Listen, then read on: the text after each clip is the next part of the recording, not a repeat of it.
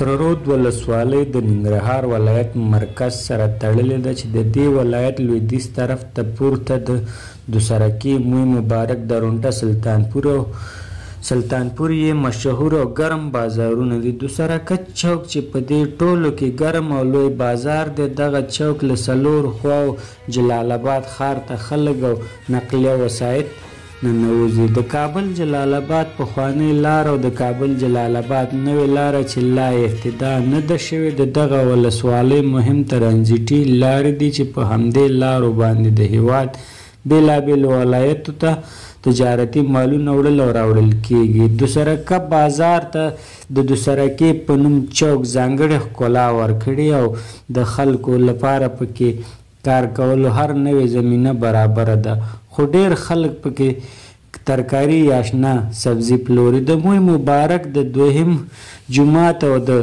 چارباغ په نوم ډیر شهرت لري. په دغه بازار کې تر 500 زیات دوکانونه شته دي چې رخت پلورنځي، ترکاري، خرڅول او خوراکي توکو دوکانونه پکې تر نورو ډیر دي. د درونټې بازار چې درونټه پارک په نوې زیات شهرت لري. د هیواد او ولایتو په سطح ورته خلک مایانو د خوراک لپاره راځي. دغه بازار هم نږدې زر دوکانونه پورې لري، خو زیاتره رش پکې د پوهنتون محصلینو له برکته جوړ وي، ځکه چې ننګرهار د یاد ولسوالۍ په درونټې بازار نښتې موقعیت لري او د سلطانپور بازار چې له دوی بازارونو زیات شهرت لري.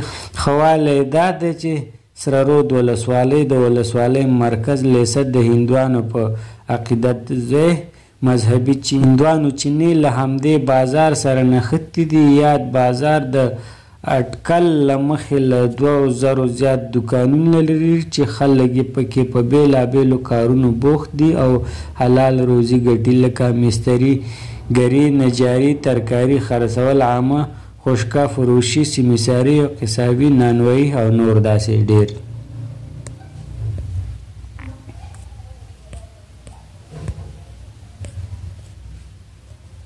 خیر اوسئ، ډېره مننه چې تر دې ځایه پورې راغلئ. زموږ اول پوښتنه مو وکړه. دا بازار په ټولو کمالونو ډېر مشهور بازار دی، سلطانپور بازار.